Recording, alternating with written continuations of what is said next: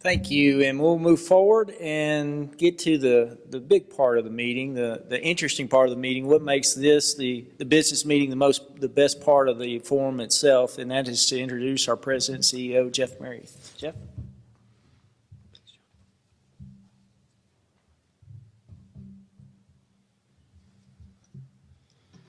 Thank you. Good afternoon. So show of hands, how many of you either have an RV with a name that you've named, a boat that you've named, a car that you love enough that you've named, or you at least know somebody who does? Okay, so this will resonate. I was driving into the office this weekend just needed a day where it was still and quiet to put all these ideas I had for my presentation together. And I kept hearing this theme, or I guess a list of potential themes, and was trying to nail down which one it was. And I kept hearing momentum, influence, purpose, intentional. And as I'm driving down Bradley Parkway, I just said a quick little prayer. I said, God, just give it to me. 3 seconds later, the biggest RV I've ever seen in my life drives by in the other direction and plastered all over it, momentum. Well, thank you. That was one of my options. I think that was my answer to prayer. So today it's going to be about momentum and what that is, how we generate it, and more importantly, what that means to our members, to our credit unions, to our lives, to our friends, our family, and what we can do with that and the impact and the ripple effects that the creation of meaningful momentum can have. I've always taken a little bit of an unconventional approach with my President's Address, at least unconventional relative to others that I've seen. I figure by the time you've heard from everyone else that you've heard from today, you've got a good sense of how the previous year went, and you've got a pretty good sense of where we are right now. I always try to give a little bit of a capital or regulatory snapshot. That makes the examiners very happy. And I try to give a little bit of a vision casting, but I really try to give you more than anything something maybe inspirational, maybe educational, at least interesting that you can take back with you.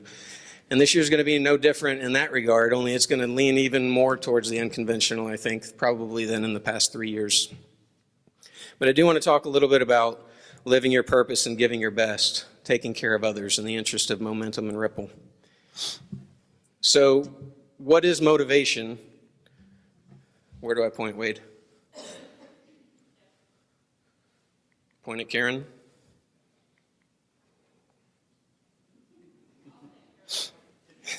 Okay, when I point at you, you push the button then. Bam. Hey, look at that. So what is your motivation? My personal definition of motivation is what gets you out of bed in the morning. How's your momentum, or what is your momentum? What's the difference? The difference is what gets you out of bed in the morning versus the momentum is what enables you at the end of the day to take care of that member with the same enthusiasm that you did the first one that walked through the door in the morning. Or to take care of that employee need or complaint with the same enthusiasm that you did the first one after your first cup of coffee in the morning. Or to take care of that 4-year-old who's complaining about her asparagus with the same enthusiasm that you did when she complained about her eggs at breakfast. And to do it in a way that builds and grows the person on the other side of the conversation. I saw a presentation a couple of weeks ago. I was at a conference, a CU leadership convention, and the speaker said that he has found himself losing sight over time of what his motivation really is because he gets so caught up in the weeds. So he's decided to start every presentation with a picture of his family. You guys know I shy away from proud daddy moments all the time. I heard that and I thought, I now have a lifetime excuse to put a picture of my kids in my presentations. Shocking. There's my girls. But the question might be, why that picture? We can't even see them. They're not, it's not like a picture of them all cuddled up on the sofa smiling at the camera. This is my motivation. This is what gets me up every day, taking care of these three. But why that photo? Because I can use the exact same photo to illustrate momentum for me. Because what gets me up in the morning is taking care of these girls right now. What gets me through every difficulty that comes my way is knowing that at some point, the two on the outside are going to be going off on their own. And I've got to equip them for that. Not just to eat their veggies tonight to be healthy tomorrow, but equip them for life, just like you equip your members for life when they come into your credit union. So in that photo, I can show my motivation and my reason for living a purposeful life to generate momentum all in one photograph. So what is yours? How do we do this? How do we build momentum for ourselves, our staff, our credit union, our members? D.L. Moody said, out of 100 people outside of the church, one will pick up and read the Bible, but 99 will read the Christian. Live a life of purpose because people are watching, always. Whether it's your children, your peers, your employees, your members, people are always watching. They're always reading you. And sometimes leadership is more important about who you are than what you do, because they're always watching and analyzing both. A well-lived purpose for yourself or your credit union will create meaningful ripples for generations to come. At that same conference I went to a couple of weeks ago, I had the privilege of hearing Afterburner. I don't know if you've heard of them or not, but it's military, it's former fighter pilots who have come together and they now have a business, a consulting practice, and they talk about leadership and culture. This particular presentation was on flawless execution. And they showed a video of one of the fighter pilots. They had a camera in the cockpit, and this was obviously during a training exercise and not a live experience. And they were showing, it was probably 30 seconds of watching this pilot go through a training exercise, and this pilot wanted to win. And so it was a very real feeling 30 seconds. And all you saw was this pilot doing this the whole time. He's looking everywhere. Actually, she was looking everywhere. And at the end of the 30 seconds, the presenter said, with the hundreds of gadgets in front of that pilot that were critical to operating that airplane, the most important takeaway was you never saw the pilot look at the gadgets. Most of their attention was spent outside the cockpit. It was fascinating. It was critical that they operate those gadgets flawlessly, but most of their attention was spent outside the cockpit. I'm going to make better sense of that in just a minute. So how do we use these moments of purpose to create momentum and use that momentum to create ripples?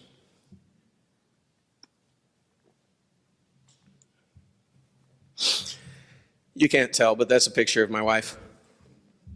We're building a house.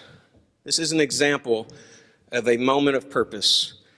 I talked last year, maybe it was the year before, about the fact that we don't see that member that you see. We don't see that military vet or that single mom. You might remember that dialogue. But we know that what we do is helping you impact their life. So I can't really use those examples, so I'm going to bring it closer to home for me to illustrate my points. And this is a great example, and you can think of these from your personal life, you can think of these from what you see go on every day in your credit union, but this is one that I can resonate with. We're in the middle of building a house, and we're trying to be very purposeful in guiding our children.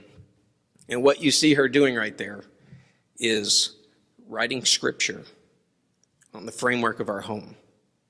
We've gone through the house and written verses that are important to us, blessings for our children that are important to us. It's supposed to be sheetrocked by the end of this week. The whole purpose there is that by the time that house is built, we will not only figuratively and spiritually be living under the cover of God's word, we will literally be living under the cover of God's word. And our children see us doing this. It's a moment of purpose that we hope will resonate with our kids and create momentum for them and ripple effects where they carry that forward. So that's an example of a moment of purpose. Culture. Let's bring it into the office for a second. Culture is critical. Remember what I said a minute ago. People are paying attention to who we are as much as they are what we do. We have to build a culture that recognizes the importance of everything we're doing, not just gets focused on the day-to-day or the grind, but always sees that big picture, always sees the impact that we have on the lives of others, and not just gets focused on ourselves and what we have to do. And I don't think I'd be remiss if I didn't point out probably the greatest moment of purpose that created impact and momentum for ripple effects forever when three of the most beautiful words ever muttered were said when it was said, "It is finished," right? No greater moment of purpose and impact than that one. So there's some examples of moments of purpose. When we give our best, the ripple effects can be life-changing, not just for ourselves, not just for our kids or our employees, but for generations to come. I'm going to talk about that a little bit more in a minute. But who we are and what we do paves the way for these moments to be meaningful.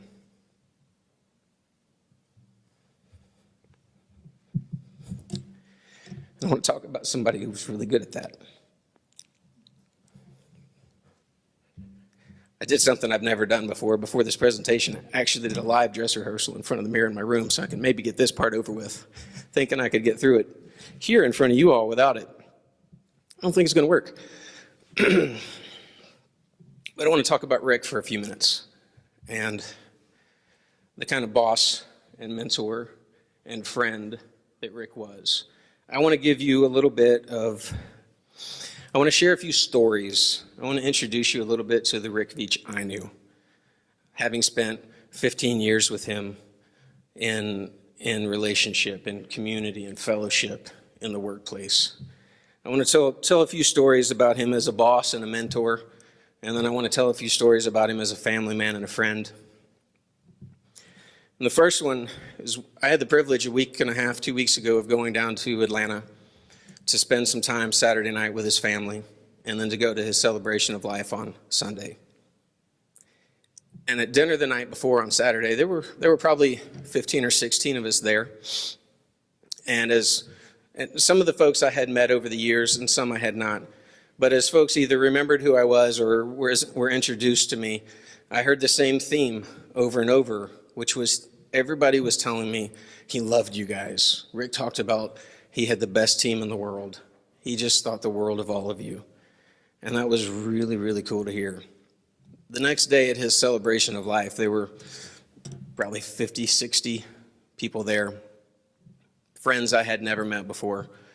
And as they would find out who I was, I heard the same thing from them. From friends of his, not people he would be sitting at home at night talking about what happened at work that day, like he would have with Cookie or his kids when they were in town, but his friends that he encountered less frequently were telling me he loved you guys. He always said he had the best team in the world. He loved being at VolCorp. I wanted everyone in here to know that, especially the staff in the room. He loved you guys. He said that he had the best team in the world. He lived for that. He lived for his kids. He lived for his wife. He lived a life of purpose, and he loved letting others be a part of that. We all know he was a man of few words, and he kind of reminded me of the E.F. Hutton commercials from when I was a kid. You've all seen them or maybe remember them. There might be a couple of you that are actually too young to remember that, which makes me feel like I've gotten up there a little bit. But you remember the kid would stand up in school, would be challenged to say the ABCs, and they'd say A, B, C, D, E, F, E, F, E.F. Hutton. And all of a sudden, everybody in the room is just like, what? What are you going to say next, right? Please tell me I'm not the only one who remembers those commercials. Somebody nod, save me here. But that was kind of how I see Rick. He was a man of few words, but when he spoke, everybody wanted to tune in. Everybody wanted to know what he had to say. He mentored in that same way. One of my favorite lessons, and some of you have heard this, that he gave me numerous times. He'd call me up out of the blue. He'd say, "Hey, you got a minute?" "Yes, sir. Come see me." No problem. I'd grab pen and paper, head down the hall, walk in his office. He'd say, "Shut the door." "Alrighty." He'd shut the door. He'd say, "Have a seat." Okay. Sit down with my pen and paper. And he would say, "Delegate, delegate, delegate." "Okay, we're done." "Yes, sir." Send me back to my office. Man, a few words. But I understand that lesson now very well. Shortly after the annual meeting 4 years ago, when the board announced that I would succeed Rick in this role, he came back to my office. I don't remember what it was. He was delegating something at the time. And he walked off after we'd agreed that I would would take over whatever it was. And he's got a couple feet away, and then he stopped, and you have to recognize we had a very good relationship, so he could say a joke like this, and I would take it as just funny. He stopped, and he popped his head back in my office. He says, I like this. We should have had this arrangement a long time ago. You're doing all the work, and I'm getting paid for it. I said, Rick, you know what? You're fired. Get out of here. He starts laughing, walks 2 or 3 feet, stops, pops his head back in my office, and says, I think I could still technically fire you. I said, you know what, Rick, I think you're right. You go kick your feet up in your office. I'll bring you a glass of lemonade. I got the rest of this. And he just laughed and walked away. But that's the way he would come in, and he would lead, and he would mentor, and he'd leave you just feeling good about it, and he'd just go about his business. He just left you feeling good all the time. Several years before that, when West Virginia corporate had narrowed down their potential merger partners to 2, and it was us and one other. Rick and I were making the drive up there, and he and I and Sandy were meeting with them. Sandy was flying from somewhere, so it was just Rick and I in the car. And he started off driving. Weather was gorgeous. Stopped for gas, and when he stops, he says, I'm going to get some gas, and then you drive for a while. I said, all right, sounds good. There's like maybe 2 cotton ball clouds in the sky. Beautiful day. I take over, I start driving. I'm not kidding you, folks. It was maybe 5 minutes and all hail broke loose. And I said, hail. 5 minutes later, 2 cotton balls had turned into absolute cloud cover and golf ball size hail coming from everywhere. Everyone is pulled over under the overpasses, huddled up as close in their cars as possible to get as many people in there as possible. And here I am, white knuckled as you can get. Because not only are these driving conditions scary, but I'm driving my boss's car to boot. And I'm like, you want me to hit this overpass right here? No, keep going. All right. So you want me to hit this one here? I think the hail's getting harder. No, you're good. Just keep going. Rick, we're the only idiots still driving. You're good. Keep going. He looks at me and says, I didn't say it was going to be easy. Just trust yourself. Okay. We were the only idiots that kept driving. We made it the whole way to West Virginia. And we were the only ones who drove through the whole thing. Everyone else stopped. But he taught me a lesson there, because several years later, again, after the announcement that I would succeed Rick, I was in his office and we were talking about timing of things and announcements and so on and so forth. And I asked him, I said, well, what do I not know? I don't know what I don't know. So what do I not know? What do you still need to teach me, train me on, show me, expose me to? What's left? And he said, nothing. He said, I've given you all I can. You've got the foundation. He said, now you just got to go out and do it. He said, it's not going to be easy. Just trust yourself. He smiled. Then he followed it up with, and don't screw it up.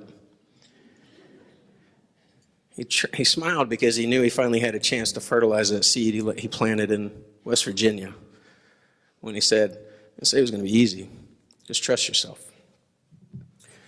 As a boss and a mentor, Rick spent most of his time looking outside the cockpit.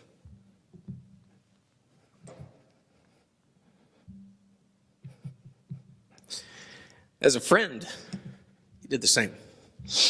Several years ago, when Morgan, who's now 10, was probably about Scarlett's current age of 4, they would come out to see me occasionally for lunch. And one day, I don't know why I got a wild hair and decided to do this, but one day as they met them in the lobby, as I frequently tried to do, I told Morgan, I said, hey, you know what? When you go through this door, you know where Mr. Rick's office is. Just march right in there and say, how you doing, boss? I didn't think she'd really do it. She jumps out of my arms and heads for Rick's office. I was like, oh, okay, that's going to work. She pops her head in there, hand on her hip. How you doing, boss? And Rick, you could almost literally see him in an instant take off the CEO hat and put on the proxy grandpa hat. And he said, I'm doing great. Come here, little one. Put her up on his lap. He says, why don't you be the boss? First thing you can do is fire your daddy. Rick, get away from my kid. But instantly he could switch from being that CEO boss role into being whatever he needed to be, proxy grandpa, whenever Morgan would walk in. She got such a kick out of that every time she came to visit after that. She'd walk in there, how you doing, boss?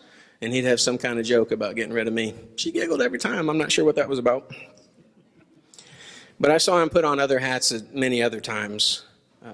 As many of you know, there's a reason there's 6 years between our two little ones. We've got 4 little angels in heaven between the two. And when we lost the first one, I was with Rick. I wasn't with Tammy. I was in a meeting. She was at an ultrasound. And I've never seen somebody take off the hat and put on the right hat faster than he did that day.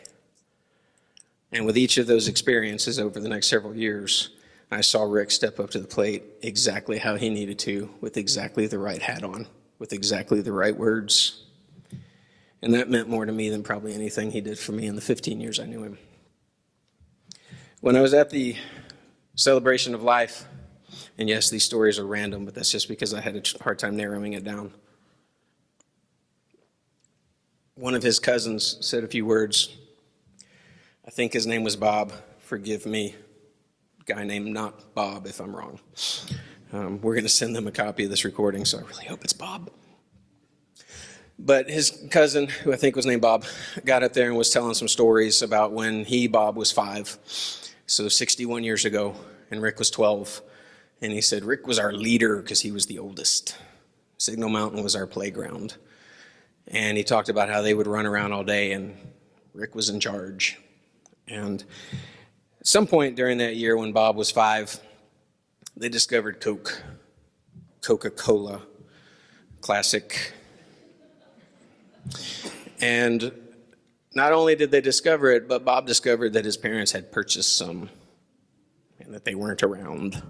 So apparently Bob was just killing them one after another. You can imagine how excited his parents were to come home and find a 5-year-old totally hyped up on Coke, the beverage Coke. And so apparently a few minutes later, Rick walks in, and I don't know if it was TV, newspaper, or what, but Lou Gehrig, either his picture popped up, he had just passed away. And Bob said, who's that? And Rick said, that's Lou Gehrig. He said, well, what happened? He said, well, he died. From what? Diabetes. We all know Lou Gehrig didn't die from diabetes. The disease is named Lou Gehrig's disease. He didn't die from diabetes. But Bob, being 5, didn't know any different. Okay, Lou Gehrig died from diabetes. Well, Rick, how do you get diabetes? Drinking too much Coke. 61 years later, Bob barely drinks Coke. I thought that was probably the best story I heard the whole time I was there. But Bob went on to say something else about Rick. He said Rick was one of those kind of people who just took care of people. That was his purpose. He just took care of people. Was he not in the right industry? People taking care of people, people helping people. When I was talking to Cookie, and I think she'd be okay with me sharing this, I was talking to her on that Saturday night. It was the first conversation I had with her since the news. And she told me that she had a suspicion that Rick sensed it was coming. And I said, why? And she said, just some of the things he was doing and saying over the last few months. She said it was like he was getting things ready. So she gave me some examples of some things he had done. She said, I just think he suspected it was coming and he was taking care of me. Rick had a knack for doing that because he spent most of his attention outside the cockpit. He had an uncanny ability to know when to be the boss, the mentor, or the friend. And he excelled at all 3 because he gave his best to everyone he encountered. Because we're sending a copy of this to Cookie, if you'll just humor me for a minute, I want to say something directly to Cookie. And it came from a pastor who guest spoke at our church on July 21st when our pastor was out. His name was Matt Brown. And Cookie, what he said was, no matter what you face in life, the good news of the gospel is that you can always have hope. You can always have peace. You can always have joy that is real, unbelievably real. And I believe that today. I do want to show everyone something that we've had made. We're going to hang in the office. I don't know if you'll be able to see this or not with how we've got the camera set up, but it is a plaque. We've got a duplicate copy of this made that we're sending to Cookie. And it's a picture of Rick, and it says, in memory of Albert P. Rick Veach, VolCorp President and CEO, 2006 to 2015, leader and friend. In gratitude for Rick's generous leadership, mentorship, and friendship over the years to Volunteer Corporate Credit Union, its staff, and the credit union community, his legacy will be remembered always. This will hang in the office, and a copy of it also will be in the Veach home down in Atlanta. Rick helped create a lot of momentum for the corporate, and he was beloved by all of us. So now I'm going to try to transition back into talking a little bit about the corporate.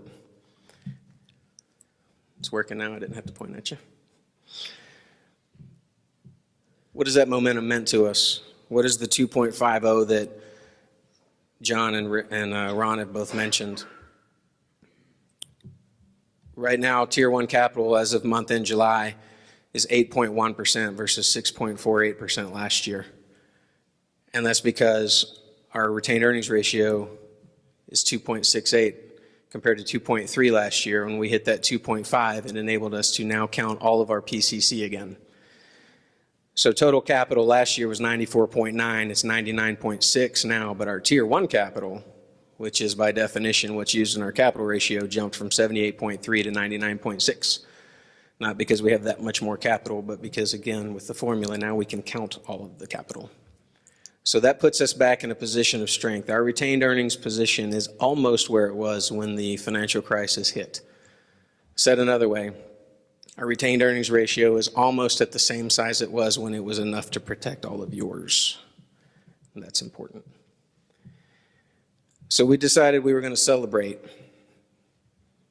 as a team, as a family. It's a robust slide, so I knew that one was going to have a delay. I say it's a robust slide. It looks like nothing, I promise you. It's a robust slide. John last year at this time challenged me, and he said, and when he was up here giving his chairman's report, he said, we're going to hit 2.50 by the middle of next year, right? If I'd have been a little faster and a little smarter, I would have just said yes. Instead, I said, we're going to hit it by the end of the first quarter. And then after that, I was like, why did I say that? What if it's like second quarter? But we hit it March 31st when we closed our books. So we got together and celebrated what we call VolCorp version 2.50 because we got our 2.5 retained earnings ratio. So we celebrated, and I wanted to share a little bit of that day with you all because we celebrated everybody. We made T-shirts. We had cooler bags made for everybody with the logo. We had a fun day filled with activities, smiles all the way around. It was great. A lot of team building. Everybody was able to participate. Hopefully none of you had a clue, because that means we were still doing a good job of running the corporate at the same time. We had games. We had a pyramid of games that got to a final 3 big winners who competed at the end. With that came game faces, a commensurate amount of trash talk. Notice it's the same person. Is she in here? I don't see her. We had the thrill of victory.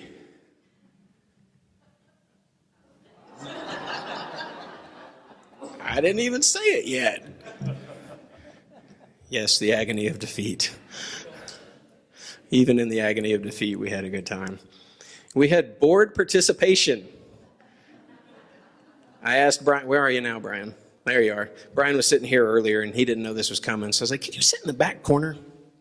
He said, sure. Why? I said, in case you want to throw something at me halfway through my presentation.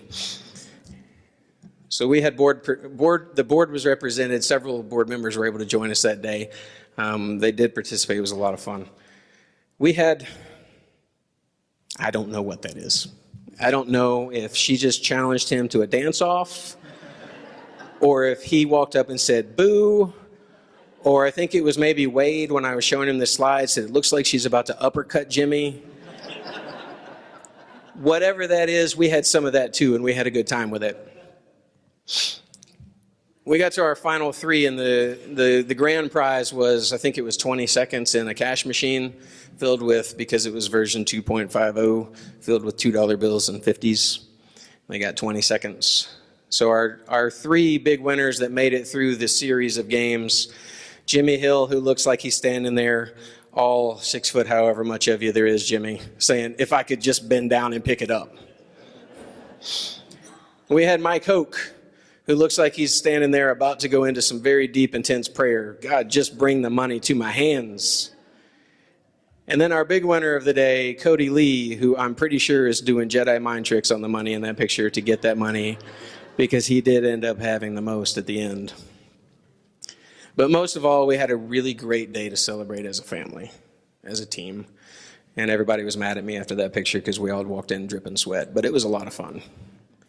So we had a great day, and that is key in us continuing to have the momentum that helps us to help you at the end of the day with the same enthusiasm that we help with the first call in the morning. So what are we going to do with this momentum? As John alluded to, it's a new day, a new dialogue. Said another way, crisis? What crisis? I'm hopeful that this is the last time you will ever hear me behind a microphone talking to you about the financial crisis of a decade ago. My goal, now that we've gotten to the other side of what the regulators expected from us, is for us to just know that that's a part of important history, but history. It's not, and Siri has an opinion about that apparently. Bye for now. But it is history, and we want to let it be that. So we're not going to talk about it anymore. At the same conference I went to a couple of weeks ago, I heard Patrick Adams, who runs St. Louis Community Credit Union. He's a great speaker. He speaks at this event every year. Part of what he said was pretty cool. He said, the key thing is to stay focused on the main thing and to make sure the main thing stays the main thing. I thought, where have I heard that before? I went back to my notes from July 14th at church when we had a different guest speaker, Ben Heil, who said, Long Hollow, that's the name of my church, Long Hollow has always done a good job of keeping the main thing, the gospel. So I thought, okay, what is your main thing? What is our main thing? What does that really mean? Well, the main thing is still service excellence to you. It's still helping propel you forward. It's just how we're going to keep the main thing. The main thing is going to look a little different now because we don't have to be reactive and focused on 2.50 retained earnings or the crisis, because it's in the rearview mirror now. What I thought was really cool was what Ben said next when he said, well, let me get to that in a minute. But what is the main thing? What is VolCorp's main thing? The last couple of years, we talked about the what, the why, the how, and the when. If you've been here each of the last 3 years, or if you've read the In Case You Missed It article that I put out after this, if you put it together, it's been a narrative intentionally. And that's because if I keep going too much longer today, or if I tried to do all that in one, you guys would just probably get up and go out. It'd take too long. But it's been a narrative over the last 3 years. We've talked about all those things. So now we're talking about, with all that, what do? You create momentum. You create ripple effects that'll carry generations forward. So for us, the main thing is still the main thing, and that's you and your members. But we're going to be doing it in a way that we can create momentum upon which you can build. So we're focusing on the main thing, creating momentum, living our purpose as an organization, writing our next chapters. But what Ben Heil said that I almost skipped to a minute ago was, he said, what would you attempt for the kingdom of God if you knew you would succeed? If there was no way you would fail, what would you attempt for the kingdom? You know, I have a tendency to try to parallel those things to life and work. And I thought, we're starting to think big. We're starting to think more strategic. We're starting to think, how can we really be a game changer for you as your strategic partner? So what would we attempt if we knew that we couldn't fail? Now that I've got you all on the edge of your seats, I don't know. But we're looking for it. A couple years ago, we couldn't say that. Now we can. But what I do know is that Susan Urschler, who was there, who, if you don't know that name, she is one of only 2 people to have climbed to the summit of the highest mountain on all 7 continents. She was not a mountain climber when she started that adventure. She just started dating one and wanted to impress him. Now she's peaked all of the summits. She said, you don't lower the mountain to match yourself, you raise yourself to match the mountain. Think about that from an industry competition perspective. Think of that from the speeding train that is innovation that's left the station a long time ago. we raise ourselves to match the mountain. That's what we're going to be looking to do. We're always going to be looking to give you our best. What that was over the last decade was ensuring you stability in your corporate. What that's going to be now is creating ripples. As John mentioned, it's going to be innovative products and services that we've started due diligence on that we're excited to see if we can pull it to the forefront and bring it to the table for you. It's consultative solutions, things that we've heard from you that you need, that we feel like we may now be able to provide. But it's going to always be keeping the main thing, but making the main thing even better. It's going to always be creating momentum that you can build on. So I'm going to bring it all the way back. What does that look like? The ripple effects. I talked about some of the purposeful moments at the beginning. So the whole idea behind all this is if you have purposeful moments that you create and you capitalize on, you can create momentum.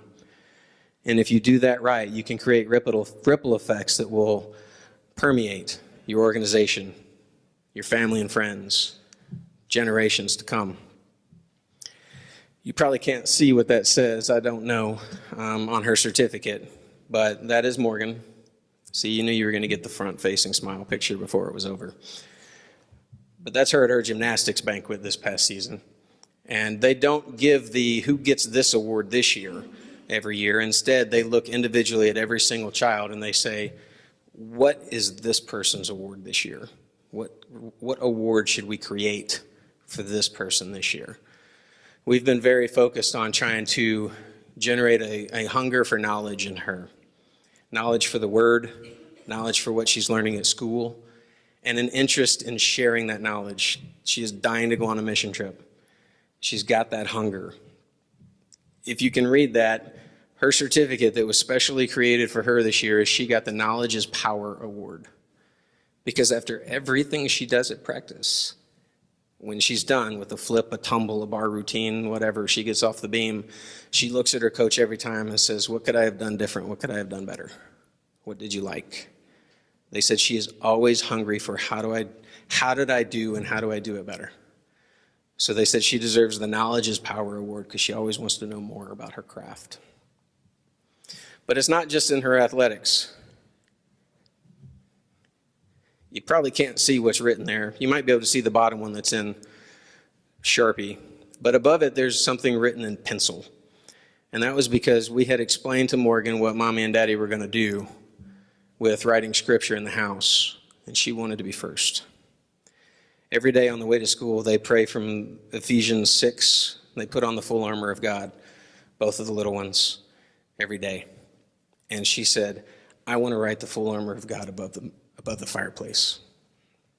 So the first piece of scripture written in our home on the framework was the full armor of God from the book of Ephesians, chapter 6, in her handwriting above the fireplace, probably a month before Tammy and I got in there to write scripture ourselves. And that was because of Tammy and I talking purposefully to try to create momentum and plant those seeds, and they took root. But we talked to her about when you learn and you grow and you know and you do, you pay that forward, much like you do in your credit unions every day, much like we try to do in ours for you. So this picture, this is Scarlett, 4-year-old. She's holding a fish, a teddy bear, and a kitty cat, which are affectionately named Lips, Predator Bear, and Kitty Cat. She walked into me that day. I was getting ready to go. I think it was actually to the Vegas conference, the convention, the CU Leadership Convention I keep referencing. She walks in with that and she says, I'm so glad Jesus gave me to you and Mommy. I want you to take my best stuffies. So she wanted me to take her 3 best stuffies, upon which she proceeded to plant kisses so I could have them when I got to the hotel. She wanted me to take her best. She was giving me her best. So while I can't see your members and your stories, I can share with you illustrations of mine, of taking purposeful moments, creating momentum, and hopefully ripple effects as we see it permeate through the family in a meaningful way. Obviously, it goes well beyond my family. Instill a belief is a ripple effect from Rick, because everything Rick led us through his training moments that I didn't realize were training moments until later when he would say, I didn't say it was going to be easy. Just trust yourself. He was instilling a belief in every one of us at the corporate that we could persevere through anything that came at us, that we could raise ourselves to match the mountains. This is a word cloud. You've all seen them. John talked a minute ago about the member survey. We had an open-ended question on there, in case you didn't see it, that just said, in one word, how would you describe VolCorp? It was not a pick from this list. It was a just give us what you got. A word cloud works such that they take everything that was said, and those things that were said more frequently are bigger. If it was only said once, it's really tiny, and you might not be able to even read it. Partner was the word that came back the most from everyone. Reliable, help, great. These are the words that came back. So the efforts we've made to be very purposeful and create momentum, we're seeing the ripple effect of that now. Said another way, you are feeling the ripple effect of that now. And that's what we're after. What about you? What is your motivation every morning when that first member comes in? Maybe they're not happy about something. Or maybe they're happy and you just haven't had your coffee yet, so you're not happy yet. But what is your motivation? What gets you up for that? How do you create your momentum so that that last one that walks in as you're trying to lock the door and they are upset about something, how do you create that momentum to get you through the day to help that member with the same enthusiasm and vigor you did the first one that morning? To that, I would give you this. Continue to look outside the cockpit. The moments are there. Continue to look for ways to just take care of people. Think about what giving your best might mean to those in the wake of the ripples you can create. Be they your members, your staff, your family, your friends, or yourself. Continue to look for ways to create momentum and embrace the ripple effects. And lastly, remember, from the words of my dear friend, it's not going to be easy, but just trust yourself and don't screw it up. Thank you.